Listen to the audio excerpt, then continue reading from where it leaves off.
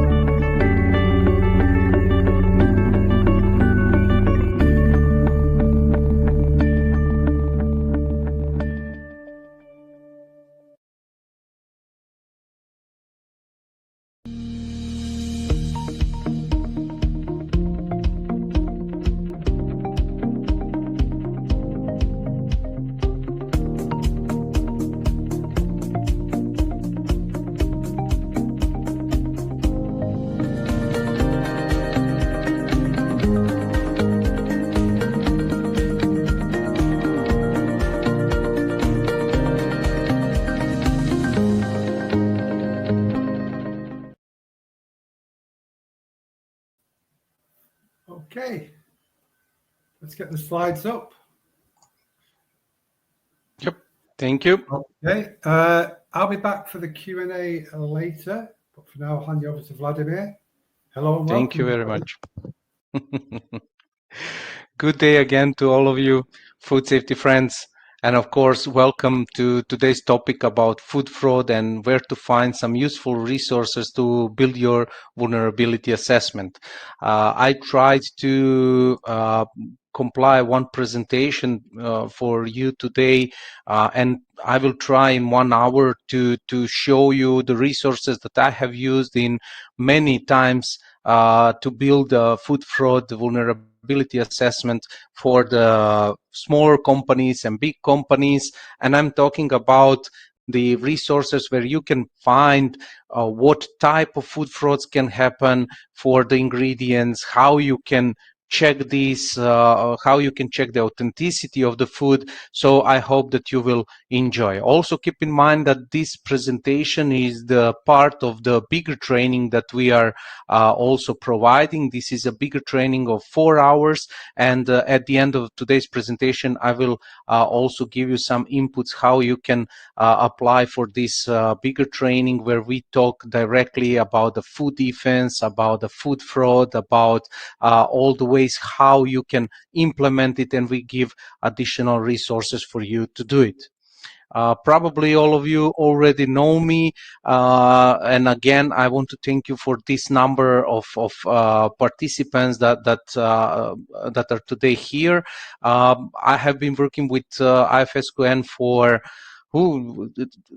it will be 10 years now, and we started in 2015, but yeah, even earlier, but with the Food Safety Fridays and Food Safety Lives together from 2015. I'm also working with Certification Body of Quality Austria as an auditor and trainer for mainly food standards, where I'm also a food safety expert. And also I'm a product manager responsible to develop new opportunities for certification and trainings. Also, I have joined AMFIT as International Association for Supply Chain Safety several years ago on a position of country vice president, and advanced in 2022 to AMFIT vice president globally. So actually, I have talked in some of the previous webinars, also Free Fridays, talked about the safety of the transport, risks in transport, talked about cleaning station.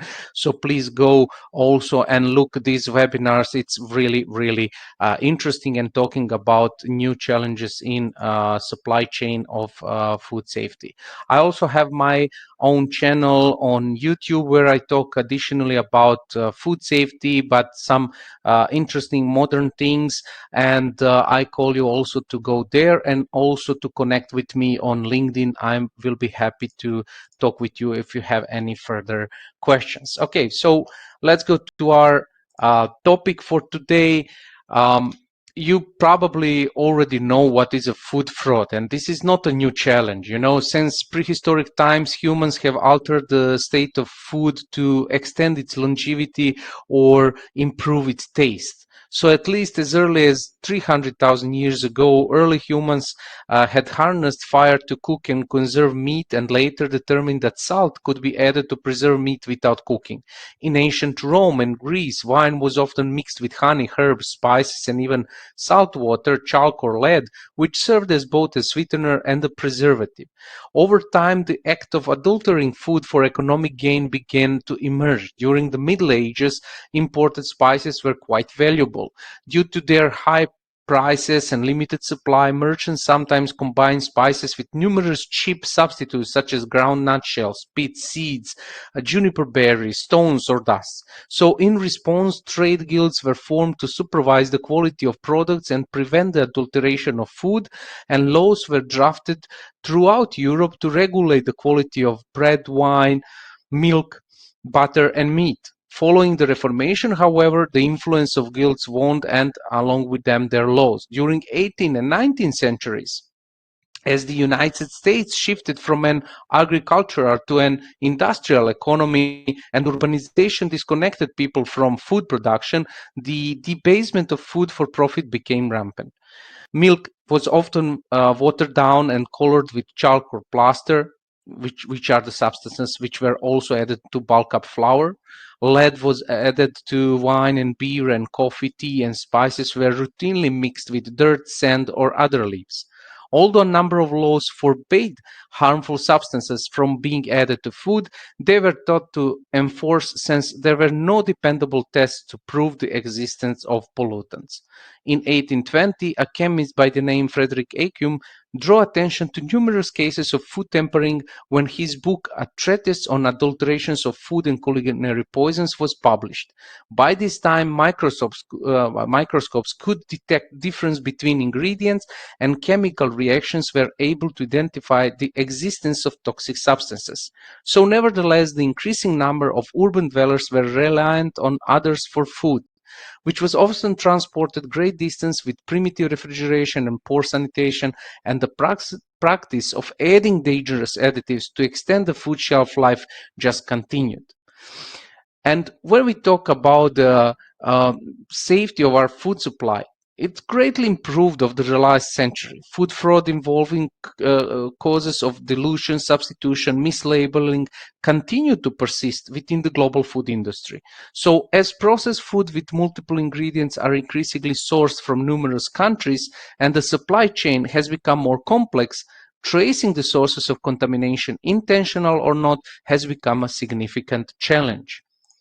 This is why Global Food Safety Initiative defined the food fraud like food fraud, including the subcategory of economically motivated adulteration, that it is a growing concern. It is deception of consumer using food products, ingredients, and packaging for economic gain, and includes substitution, unapproved enhancement, misbranding, counterfeiting, stolen goods, or others.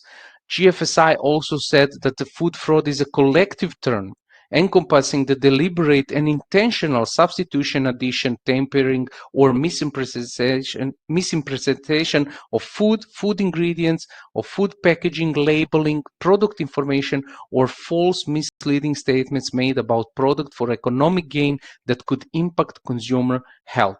These both definitions cover all types of fraud and all products and highlight that the motivation behind food fraud is intentional and economically driven. So potentially it is linked to criminal activities and at least aiming to avoid detection. This implies that any plans and activities to mitigate, prevent, or even understand the risk associated with food fraud should consider an entire company's activities, including some that may not be within the traditional food safety or even HACCP scope, applying methods closer to criminal investigation. While a food fraud manager is accountable for the full compliance, they might not be responsible for each of the individual tasks. So, for example, managing and monitoring the stolen goods may already be conducted by a supply chain, logistic, or corporate security staff. So you see, GFSI introduced the requirement of the food fraud, and then all other standards that are under GFSI had to introduce the requirements for the food fraud. And when you look in the guidelines promoted by the GFSI, but also the other standards that are under GFSI, you could always find this graphic. This is graphic from FSSC 22,000 guidance document on food defense, where you can see actually where food fraud can be listed. You know, this is economically driven, meaning that the main motivation is to gain something. And also it is connected with the intentional adulteration of the food. And when we talk about the food fraud, we must talk about the vulnerabilities, which means the prevention of intentional adulteration that is economically motivated, and these could be vulnerabilities of our system. And this is why food fraud is also connected with the VACCP system, vulnerability, actually critical control points. So analyses are pretty much similar like the HCCP, but the focus is shifted. It's not the focus like in HCCP to the unintentional accidental adulteration that is science-based, that is foodborne illness-based, etc. It is focused on intentional adulteration. Additionally, when we talk about the food fraud, we need to talk about the types of food frauds. So I use this graph to separate the types of the food frauds and say we have the ones that are relevant for food safety and the ones that are not relevant for food safety. And we have also that are relevant for food safety but focused on product. This could be adding of glycol, Sudan red, melamine, etc. And this is adding harmful substances for financial gain. But there is also relevant for food safety but focus on process like changing of the date of the shelf life, for example, or adding hormones or adding methanol, for example. Of course, we have the ones that are not relevant for food safety, will not influence the food safety. And this could be like changes of the origin or the species or some substitution or even adding water like in the focus of process. So it is very important when you are building your vulnerability food fraud to understand actually what type of vulnerabilities or what type of intentional changes or adulteration can happen to your ingredients, meaning that it could happen to you using these ingredients in the product. And very important thing is, are these changes relevant for food safety, meaning that it could influence further your consumer, or they are not relevant for food safety, meaning that it will influence you economically, you know. That's why you need to understand where you can find the resources for the for, of course, the food fraud and building your vulnerability assessment. And of course, one of these resources is that are the trainings like we are doing this training today. So let's talk a little bit about types of food fraud, you know, and we can say that there are some types of food fraud like economically motivated adulteration. So this economically motivated food change is most often associated with the concept of food fraud, and it is actually one of the subcategories. Adulteration is the addition of something extraneous, improper, or inferior. However, economically motivated food changes can harm the health of the consumers because we can have unimproved enhancement, which means adding a substance to improve a characteristics, for example, melamine to increase protein content in the milk powder. We can have some substitutions, such as substitution of cheaper ingredient or raw material, for example, horse meat or a cheaper species of fish. We could have dilution, like expanding a more expensive raw material with cheaper alternatives, the addition of cheaper varieties of oil to olive oil, for example. And we can have also concealment, the use of compounds for the concealment of inferior goods, harmful colors on inferior fruit, use of bleach to disinfect unfit poultry meat, etc. So I will show you several examples. This is economically motivated adulteration, which is unapproved enhancement, and it happened in 1986. The first glamorous food scandal where 19 dead, dozens of people intoxicated, affected by serious injuries, remained blind. The entire wine sector was in crisis. Methanol is actually a natural component of wine, but adding it to the wine means increasing the alcohol content and the commercial value of poor quality wine. So methanol actually taken over 25 milliliters causes very serious damage, blindness, coma, and even death. So exports dropped by more than a third, from almost 18 to about 11 million hectoliters, and also there were fall in sales, and compared to 1985, 21 million hectoliters remained unsold. So you see, this affects everything. It does not, because it affects also the it affects that people trust, actually, and then sales goes down, people cannot trust anymore in the products that are on the shelf, etc. And to show that these situations are still happening, and the food fraud, for example, in Europe is very important issue, I might say, in previous years, especially from the years of COVID-19. There is operation from the Interpol. This is called Operation Opson. This Operation 11 was targeting food fraud that led to an increased number of seizures of counterfeit food and drink across Europe. And this operation, coordinated by Europol for EU-wide actions, took place between December 2021 and 2022. And these results are now available. You can click on this link when you download the presentation, and you will go directly to the information. So my proposal, and this could be the first resource where you can find the valuable information, is to go to this link and see what is happening and what type of frauds are active at the moment. The Italian Carabinieri reported to the judicial authorities the owners of the winery that produced and marketed sophisticated and processed wine. Manufacturers have added water and sugar to some of the expensive labels. To others, they added natural aromas which do not correspond to the quality of the wine advertised to customers. So in some cases, they declared a higher alcohol content than the actual one.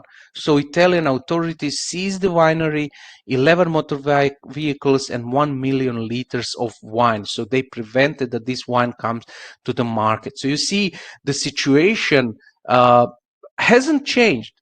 In 1986, they added methanol to increase the percentage of alcohol. This time they haven't added anything. I mean, they added sugar, they added some aromas to have a better taste, but actually the percentage of wine, they just label it like it's a good percentage.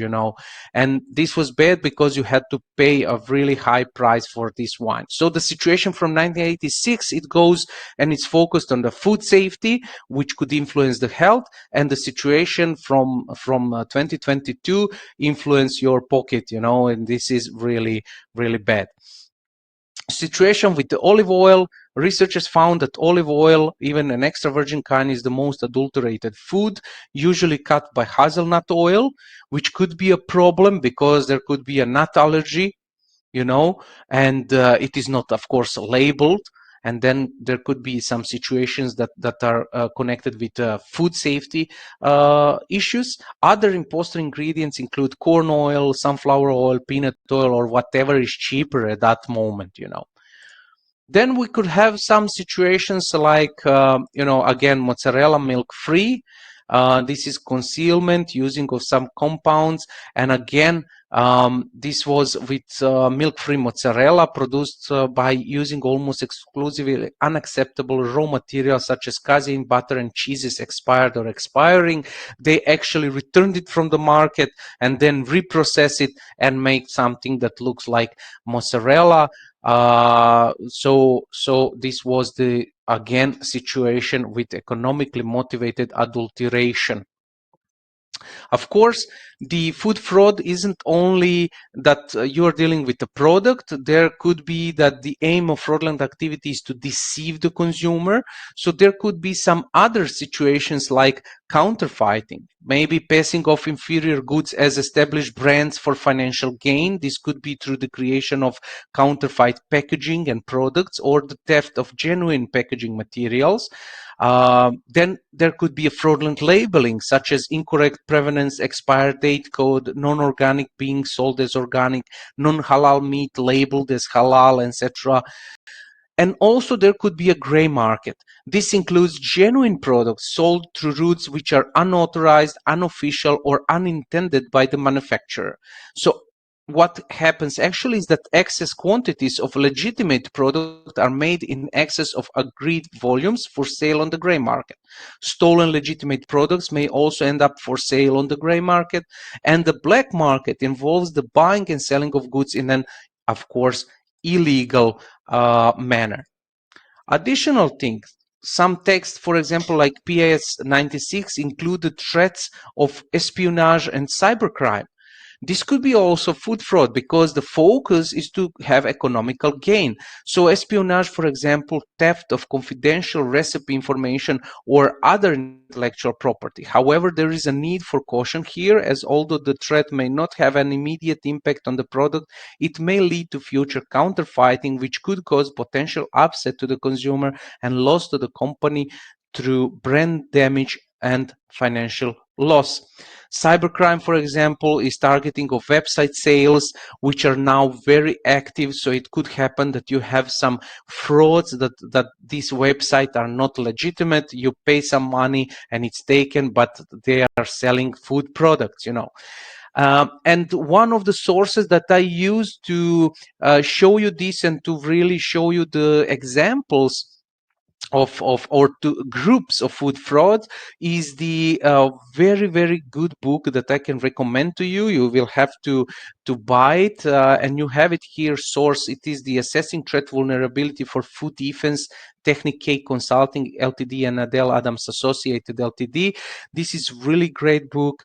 Please go buy it, and you can find very valuable information about the food defense, but also food fraud, and very valuable way how you can do the vulnerability risk assessment, because they presented very modern way how you can do your analysis. So this could be also great source for you to find this information. Some of other sources, for example, one is a good food fraud database. This is the CERNIS, operates the food fraud database initially developed by the US Pharmacopeal Convention to help producers and retailers make informed decisions about ingredients in their portfolio that may have a greater potential of being adulterated. So the goal is to provide brand protection, increase consumer trust, and support food safety regulations of the US Food and Drug Administration. This database brings together the perspective of academic institutions, health practitioners, and scientific associations, consumer organization, producer and trade associations, government bodies and associations, and non-governmental standard setting and conforming assessment bodies. So what actually you can find in the Discernis database is this dashboard. It is interesting that you can have some free use for this database, but you cannot see in that case everything. You can have a login access. For example, you can pay to have a login access because you have a lots of information here. And I will show you only one reference, you know, where I just looked at the milk, for example, and everything was shown actually for the milk, for example, as ingredient, what adulterants can be there, also some publications where you can read about these adulterants, how many adulterations records were found, also how you can what are main the reason of adulteration, etc. Is it hazardous or not, etc. So when you are doing your vulnerability assessment and when you are assessing your ingredients, you can always go to this database, you type in your ingredient and read what could be the adulteration or what could be a food fraud if you don't have a lot of knowledge about your ingredients. Second database that I use very lot, for example, in companies that are certified according to GFSI, we check this database once per month. And actually the idea is that you check this monthly summary of articles on food fraud and adulteration. This is European Commission database on food fraud, and you can find out what are the actual food fraud cases, where are they happening, which ingredients, etc. And the basic idea is that when you check it once per month, probably you will find out maybe that it is connected some food frauds with the ingredients that you are using. So it's very easy to follow up what is going on. For example, we have used some ingredients coming from India, and then we read that there could be some sorry, contraband rice for the public distribution system, and then also there were some situations with the rice. So we used actually this as our starting point.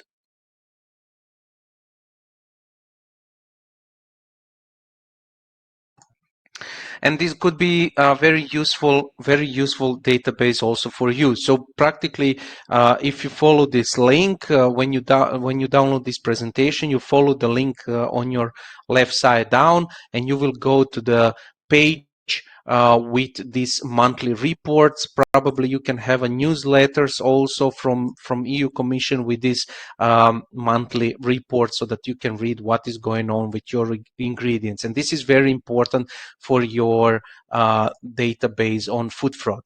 Other thing, especially for those who are certified according to IFS, you will receive every month IFS trend risk report.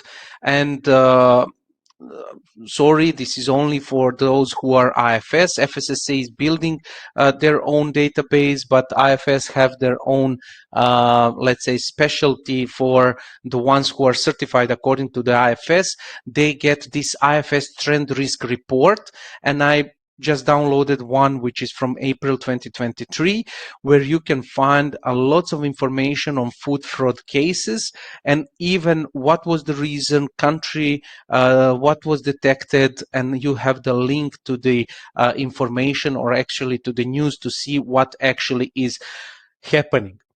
Why is this important? Because, for example, if you're using wheat from Pakistan, or you are using cheese from Honduras, or tuna from Italy, then you can see that there are cases with the food fraud, and you should check your suppliers and contact your suppliers for potential information. What is going on? Is he involved, and how he developed his own food fraud system to protect you, of course, additionally from any fraudulent activities.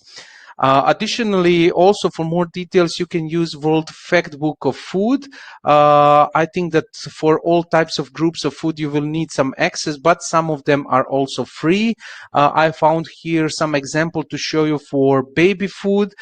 And here you can find not just the food fraud activities, but also food defense incidents, current issues, recall history on baby food, etc., or other groups of food. So it is really good database where you can get the knowledge about the products or ingredients. So coming back to the GFSI,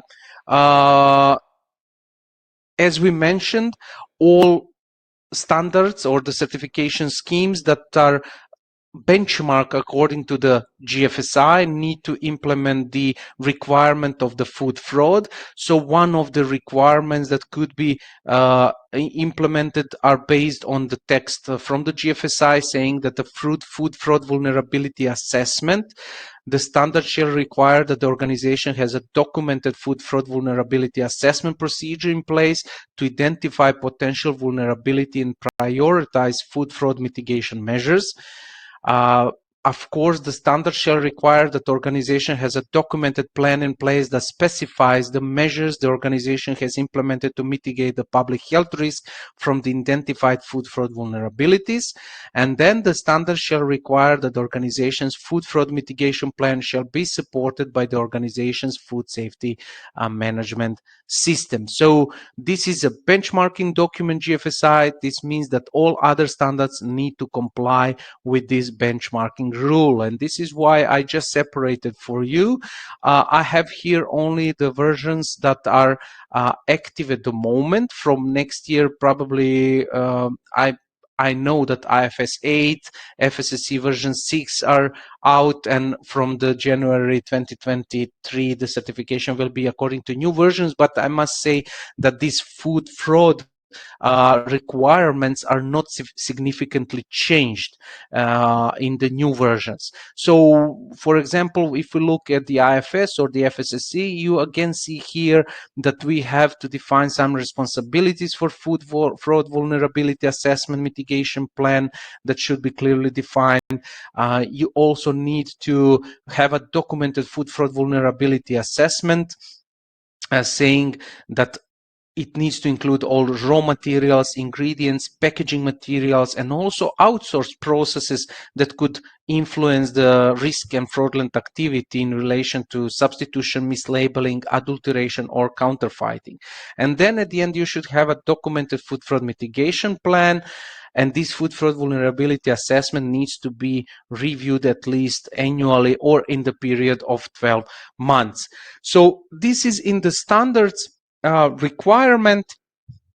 And when you look further, you actually see that it is also in BRC, it is also in the SQF, it is also in the global gap for the agricultural production, which means that all producers or anyone who is a food business operator needs to think about the food frauds or needs to develop the vulnerability plans. So standards are also let's say the places where you can get some of the information, because when you look at the standards, you have guidelines also developed by the certification schemes, and these guidelines could be also a good resource for you how to do your vulnerability assessment. Please keep in mind that food fraud, but also food defense is mentioned through other standard requirements. So it's not only that in IFS in 4.20 you have a food fraud, also in other requirements throughout the whole standard, you have the intention to think about the food fraud when you are doing the hazard assessment, when you are doing supplier evaluation, when you are doing the product labeling of your product, when you are purchasing or receiving packaging material, etc., etc. So please keep in mind that food fraud is throughout the all standard certification schemes. One of the new requirements mentioned in the standard is authenticity, which means that this is also a situation for the legal, meaning the regulation, is that we will have to focus more, because we have a lots of food frauds, we will have to focus more on authenticity of the products. And in order to understand what is authenticity of the products, it means that we should have a way to test products or the ingredient in order to understand, is it really the ingredient that we ordered, or it is the adulterated ingredient. For example, if we order the butter, we need to do some authenticity tests in order to see that this is of really butter and not mixed with some vegetable fats, etc., to increase the volume of this butter delivered to us. Okay, so this is, let's say, authenticity. The other thing would be to check, honey for the authenticity, or olive oil, etc. And these are not, sometimes these are not very simple methods to do, because you will need to engage some external laboratory or do some additional checking. But in that way, you will have some help, and I wanted to show you some resources where you can find how to do the authenticity. At least there are now harmonized methods of the International Honey Commission for the checking of the authenticity of the honey. And you can find it also on the web page of the European Commission. I have set for you also the links, so you can go there and check it. And beside this document, you will have also some additional resources on the same page for methods of analysis of honey, like I mentioned, methods of analysis of wine, and methods of analysis of olive oil. So these are the most fraudulent, let's say, ingredients in the world at the moment. But in future, probably different new methods of analysis will be developed in near future, and probably all the laboratories that are testing food will have to develop additional informations and additional way how to do the authenticity tests. So please keep in mind that you can find here some information, but also keep in mind that it would be useful to develop your own programs how to test the authenticity. Probably you will test the authenticity, you have a list of all raw materials, and then you say these are the most expensive raw materials, and they are very let's say they are very subjective to the frauds at the moment. Unfortunately, at the moment, the frauds are happening with rice, with flour, with wheat, etc., which are not so expensive products, which means that in this situation there is economical problems and financial problems. But that's why you have to track what is going on in the world of the food frauds. One way and resource that you can do in very nice way, this is on a Trello food fraud risk information. I used it a lot when I built my own vulnerability assessments for different companies. Because on this Trello page, you go there, you find the group of products, and you find what actually were the last recorded food frauds all over the world. So you can find for spices, for alcoholic beverages, for dairy foods, for animal feed, etc. And it could really help you and build your own system. When you understand what type of frauds can happen, then you understand how you can do your authenticity test. For example, you who are working in dairy industry, you understand that fraud can happen, that they add some milk in raw, that they add some water in raw milk in order to increase the amounts. So you developed the reception control where you check the freezing point.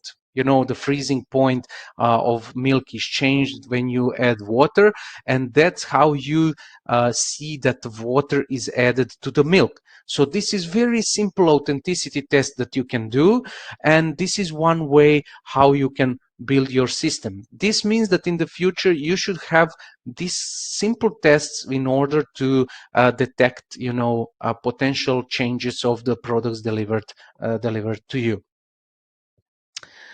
Of course, I already mentioned you can also check the food fraud, several different guidelines that could help you implement food fraud in your company. We will cover 4 of them. This is PS 96 from 2017. This is Guide to Protect and Defend Food and Drink from Deliberate Attack. It includes also food defense and food fraud.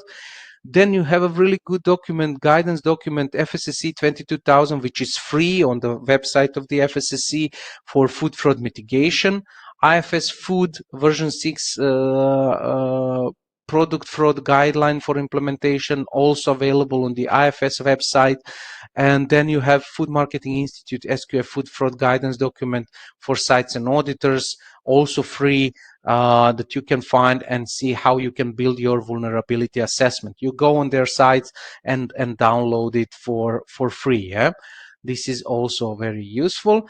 And again, something that maybe you already use, this is a tool that you can use for your vulnerability assessment, but this is only tool where you have to answer some questions. But in order to have knowledge to answer that questions, you will need the previous resources that I have show you, where you can have this knowledge, you know, or the inputs for the fraudulent activities. So you can use the tool to assess your vulnerability to fraud at an ingredient, product, brand, facility, country, or company-wide level. So if you want help deciding on where to apply the tool in your organization, complete a decision tree, which is a part of this tool. This tool, you can go on the link and download it. You can type in the CSafe Tool in Google, and you will find a link to all kind of the tools that are provided by CSafe. Among them, you can download the CSafe tool in Excel sheet for the food fraud vulnerability assessment. And I will show you just the results of this. For example, this CSafe tool Excel sheet is covering something around 50 different questions, and you have to answer on all of these questions that are grouped as opportunities, motivations, and control measures.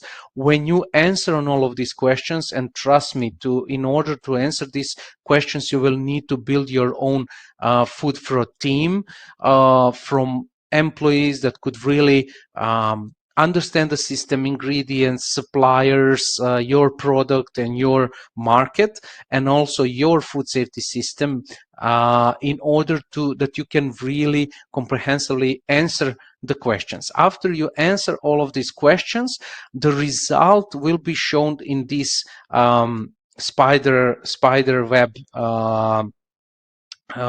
graphs. And the idea basic is that you don't get caught in this spider web. So wherever the graph goes outside of 0, these are the potential vulnerability places for you to build your food fraud plan. I will show you how it looks in some larger slide. So you see here we have opportunities, motivations, and controls, and this is the result actually of filled in CSafe food fraud. And you see the places where this company needs to pay attention. For example, when we talk about opportunities, you see that, for example, under number 8, there is interference of processing lines, also availability of technology and knowledge to adulterate final products. This could be the potential issues, and companies should do some activities based on that to mitigate these things. Additional some controls, for example, the problem is tracking and tracing of system supplier, which means that company needs also to improve this part of the controls. So this is the CSafe tool that you can use. It is also a good resource. It is free resource, free of charge, so you can use it to build your own system. I'll show you one more slide just for you to understand what you can get actually. Additionally, for you can buy a recording. This is practical food defense and food fraud training. I provided a link for you here on the IFSQN. We hold a 4-hour practical food defense and food fraud training where we talk really deeply about the food defense, how you can build your food defense. We talk about the food fraud, how you can build your food fraud, and in 4 hours we really give resources on how you can do it. Today's presentation was focused more where you can find your resources, what are really good platforms for the information, and also the platforms that are very practical, because I like practical platforms. I don't want a lots of information. I need very practical and fast way to to check that. So additionally, I will show you and ask from you to register for another training. We have upcoming training on 25th of July, and this is a practical supplier auditor training. This is one of our first developed trainings for the 4-hour paid training, and this training is really practical on how you can evaluate your suppliers, which criteria you can use. Additionally, how you can define these criteria. Then we talk a little bit about audits, about supplier audits, who can perform, etc. And you get really good and you get really nice certificates from the IFSQN Academy, which is I think something that could really use your food safety system and improvement of yourself. Yeah, and that's it. With this, we came to end of today's presentation. So we will look at your questions now. Yeah, thanks, Vladimir. I did put the link to this practical supplier auditor training in the sidebar. We will be sending out emails with promoting it, but that's on Tuesday, July the 25th. It's a 4-hour training course. It's $97 per person, with Vladimir for 4 hours, and it's super informative, and you get lots of documents, the slides, etc., and a certificate of attendance as well. So watch out for that. Okay. Yeah. In terms of the questions, we've got a question from Penny. Do you know of a good food fraud vulnerability assessment? There used to be one online where you enter your own answers and the program would create a whole food fraud vulnerability assessment. Now I just have the Excel spreadsheet with questions and graphs to fill out manually that you showed us. We are SQF certified. So obviously... Yes, Penny. There has been. It was provided by the PVC, and it is also the CSafe based online tool, but it is not active anymore. We tried for several months to go there. I write directly to PVC, but it is not active.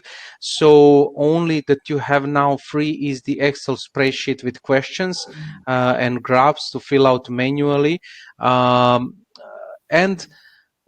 we developed some of the, again, also Excel spreadsheet for our training, but at the moment I don't know any software that will be that you can use, for this evaluation. Potentially, you can use the Food Defense Plan Builder from the FDA as a software to also develop your food fraud, but you need a little bit to be skilled, how to input data and etc. Inside. Unfortunately, there is no some online system. At least I don't know. If someone knows it, maybe they can share it in the chat. Okay, question from Jay. Any recommended databases for packaging materials and packaging material components? Yes, Trello. I use Trello for this.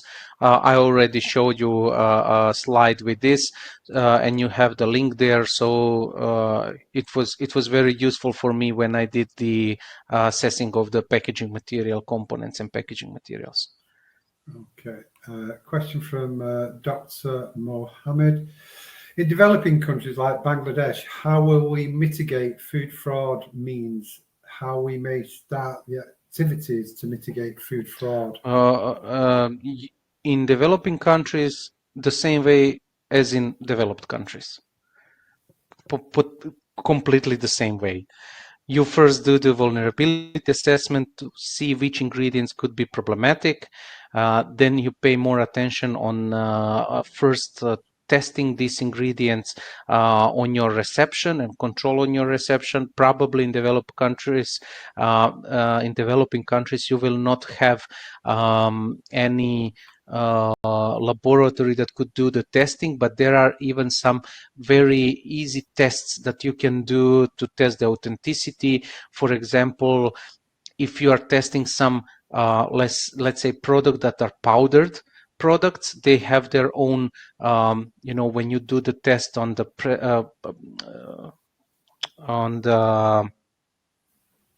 level of ash, for example, in the laboratory test, then you can every product that is powdered like flour, they have their own percentage of ash, but if you add some substance like plaster, or you add some other substances to increase the amount, the ash will also change.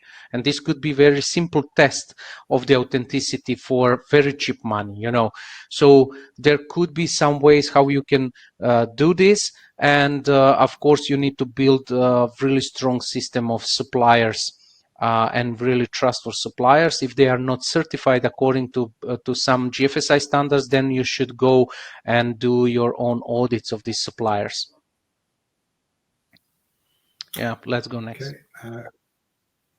Pratik, what are the examples of mitigation strategies apart from supplier approval program and certificate of analysis?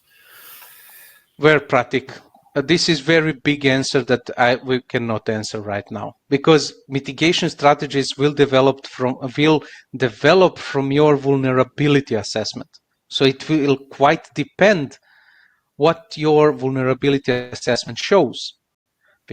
So mitigation strategy could be supplier approval program, but it's not only supplier approval program. It's the way how you do the supplier approval program. Which suppliers, from where, what type of ingredients, how often are you going to test them with the laboratory tests for authenticity? Will you do some audits of the supplier? Will you do some unannounced audits of the supplier, etc.? So it is really, really wide topic to answer in this one question. I'm sorry, maybe in this big training of 4 hours, we would have time to discuss this also. Yeah, that gives a good flavor though.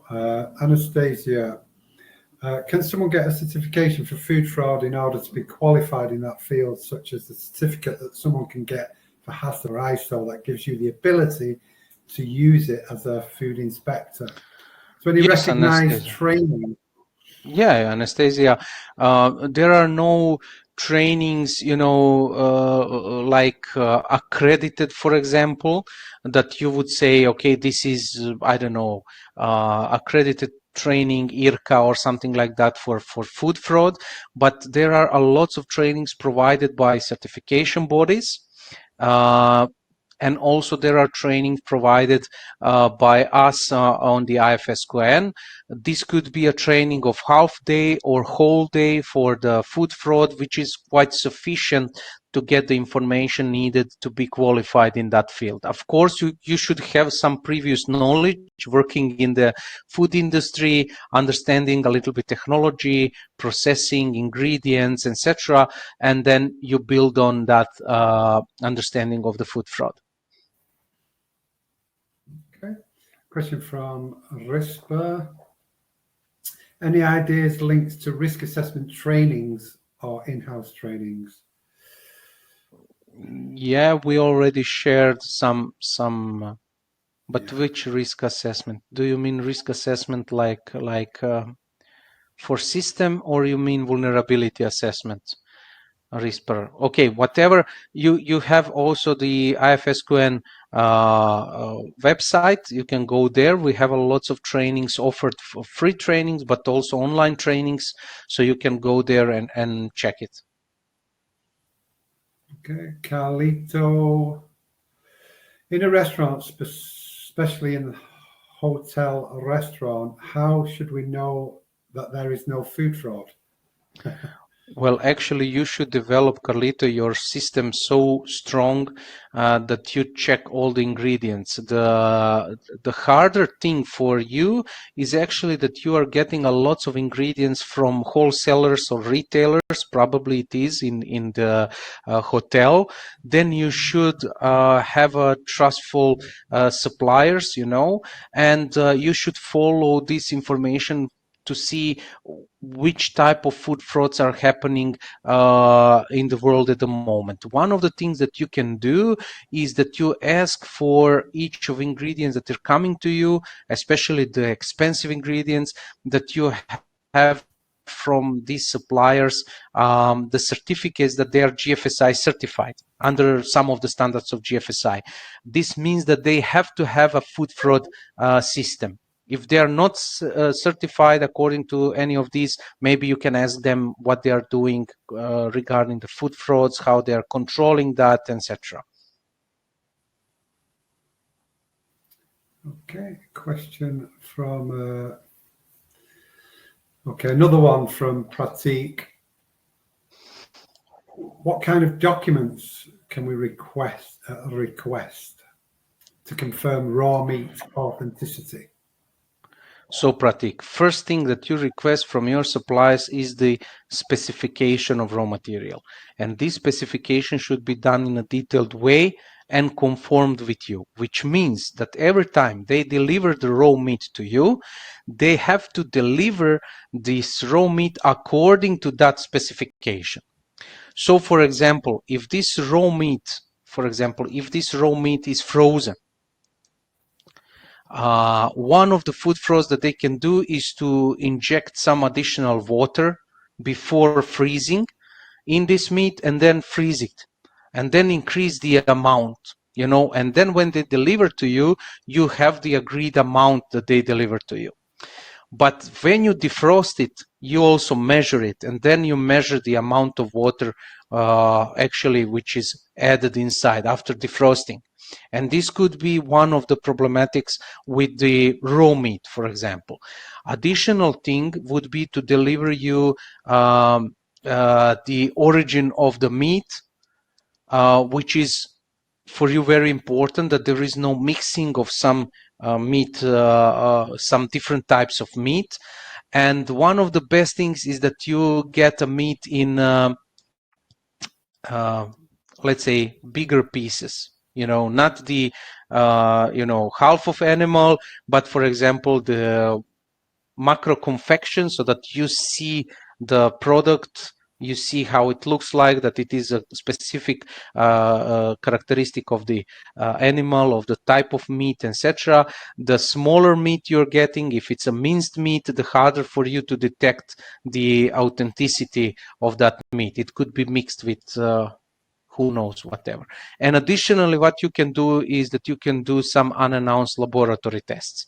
That's why I said you have to have some specifications. Then you take this meat and send it to trustful laboratory and test it. You do that unannounced, and then you send to your supplier what was the result of this test. Okay. Question from Caddy. That's a good question. Thanks for the excellent presentation. My question turns to the topic of halal and GMO. Can we talk about food fraud in these cases? Yes, Kadi, we can talk a lots of food frauds in these cases. You can go to these databases that I have provided, and you will see some frauds that happen there. Mainly, the issues are with the wrong labeling or wrong communication. For example, in some of the countries, like in my country, it is forbidden to use the GMO, but then producers will put the information that they don't use the GMO. But then this is false marketing because GMO is forbidden, and also halal products. It could happen that they are putting the halal sign, for example, on the product, but they are not halal certified. Maybe product is halal, but they are not halal certified. They are not approved, but they are using some sign to produce to put it on the product. So you can find a lots of information on the databases that I have provided for you, and mainly it's the false labeling of the products. That something that is not halal labeled as halal, or something that is GMO labeled as non-GMO, or something like that. Okay, question from Annika. What is the scope of responsibility for DCs, distributors, importers? The same scope like for anyone in the supply chain regarding the food fraud. So distributors in these cases, because they are not producing, they are not mixing or opening these products, etc., should assess the potentials of food fraud, especially if they are also wholesalers. Then they should assess potential food frauds that could happen in their own chain, because maybe if you're transporting some products, there could be some steal done by your employees, the drivers, and something like that. And additionally, you should do the evaluation of the food fraud systems at your suppliers. Question from Jan. Riskplaza.nl can also be used for food fraud assessments. Is this widely known? Are you aware of Riskplaza? No, I'm not. No, check it out. I'm not. But I will type it right now.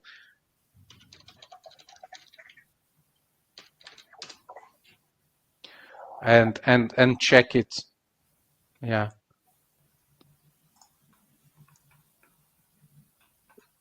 I will see. Yeah. Okay, well, we can have a look at that. Next question. Gilbert, any news media outlets reliable as a reference in assessing vulnerability in food fraudulent issues? How do you assess which media outlet is reliable? I don't assess media at all. I assess only the Trello that is filled by the people who are in the food safety topics, and also I assess the informations that are given by FDA, EFSA, also GFSI, etc. So these are reliable media for me, RAS system, etc. Okay. Next one from Shiva. Is HARPC, HARPC relatively better to train the employees than food vulnerability assessment? Shiva, this is focused on food safety aspects, not food vulnerability aspects. So here HARPC is similar to HCCP, only focused differently. So maybe the better thing would be to do the focus training for the food vulnerability assessment. Definitely. Question from Raphael. You gave water as an example of external substance that can be added to milk, which will lead to a change in the melting point. Is there any standard method for melting point determination for powders? What example of external material can be added to nut paste? It's a bit very product specific. Can you help? Yeah, for example, it's not melting point, it's freezing point that I said. Because melting point means that you have something that is hard and you melt it, but I'm talking about freezing point. When you add water, then the freezing point of milk changes. So there is a standard method for the checking of the freezing point, and you can ask any laboratory to show you how to do it, or even you can buy equipment on your own to have it in your laboratory. It is very small equipment that you can do it. Regarding the external material added to the nut paste, this could be interesting because, for example, it depends which nut. So if you're using hazelnut, maybe you can add, and especially in order to make a paste, you roast it, for example, to get the better oils, etc., and you use this nut paste, but hazelnut paste. But maybe if you add in this hazelnut some peanuts, for example, which could be cheaper at the moment than hazelnut, to increase the amount, then you have food fraud with the hazelnut paste. But the problematics there is that you have now the peanut as the allergen added there. So this could be some external material added to nut paste. Okay. A question from Lyra. USDA CFR 205 has been amended to better control organic fraud. Is there any specific for organic? We perform pesticide testing. We are using various resources for organic. Wanted to hear feedback. Any specific things for organic? Yeah. That's it, Lyra. You do the pesticide testing. Only one thing what I have concluded regarding this organic products is actually that it's not that people will use the wrong, will not use the pesticides. Sometimes they use the pesticides and then wait for the cancerogenic matters to go out. For example, they have to wait after spraying for 15 days, but they wait, for example, for 20 days. So there are even at the moment some tests that they are doing, after 20 days, showing that these products now, these organic fruits or vegetables, do not have pesticides at all. You have to specify maybe some stronger levels of the pesticide that should not be detected than the regular levels. So, but honestly, the only things that I heard about some frauds with organic is that non-organic is labeled as organic, and that's it. In other cases, what could happen is that if you're using some organic ingredients and delivered to you as bulk products, it could also be that they label it as organic, but actually they are mixed. So these are not, they are mixed with organic and non-organic to increase the volumes delivered to you. Okay. Just one more from Mohammed. Can we talk about fraud in services provided to the food industry? Yes, definitely, because standards are asking for you also to evaluate the services. And what services you can evaluate. For example, you can evaluate laboratory testing. If you're doing a lots of laboratory testing, you should do the laboratory testing in the accredited laboratories. But sometimes it could happen that they are sending to you the results, for example, that they haven't done the test. They just make the laboratory test result report and send it to you, but they actually haven't done the test. This could also happen. So this is service. Additionally, what you can do is, for example, frauds in the pest control activities. You have a pest control activities coming to your site, but actually you have this operator who is going to check all the boxes set, but actually they do not check all the boxes. He doesn't walk to any box and he just check that everything is okay. This could be also some of the fraudulent activities. What else? Some of the fraudulent activities can be connected with the transporting. with the pricing of transporting and amounts that are loaded or unloaded, etc. So this could be food frauds in services, for example. Okay, and we do have one more from Mustafa. Can you tell us the method of detecting fraud related to Origins? Yes. I will not tell you the method. I will show you or tell you to go on the slide that I provided for you with the European Commission link, and then you can go to the food frauds, and over there you will find this method of analysis. And in this method of analysis also there are some method to detecting the frauds related to origins, because there are a lots of things what you can do. So I will not just focus on one telling you. You can go there. This is slide 24, slide 24 when you download the presentation. Brilliant. And on that note, people have been asking, yes, we'll be sending an email shortly after this with the recording, the slides and your certificate. I've actually loaded your certificate in the sidebar that you can get. Amazing presentation, lots of good comments. Thank you very much. Complimentary comments in the sidebar, praising you, Vladimir.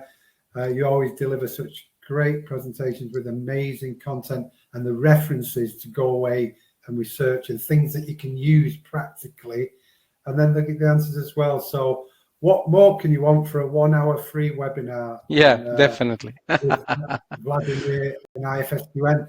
And I do employ you to come to the training, the 4 hours, so they're 4 times as good.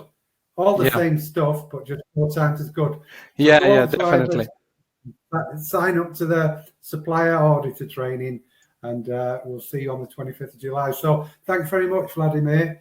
And thank you also, Simon. Cheers. Bye. Yeah, thanks everybody for attending today, and have a lovely weekend. I will see you on the next one. Bye-bye. Bye.